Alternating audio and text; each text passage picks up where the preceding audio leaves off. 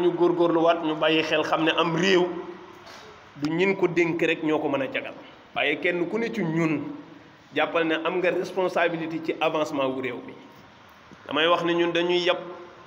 politiciens yi rek waaye lu bari ci jikko yi ñuy wax ci politiciens yi wallahi moo nekk ci Sénégal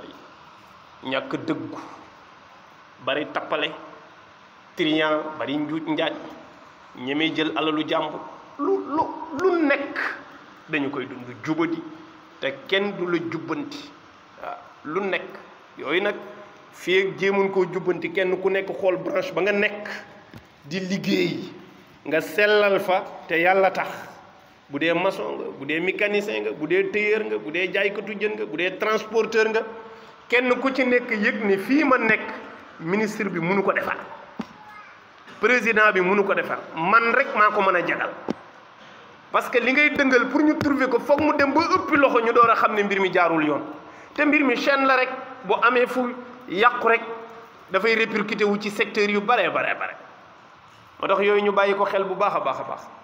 ñaan yàlla defal ñu jàmm defal ñu tawfiq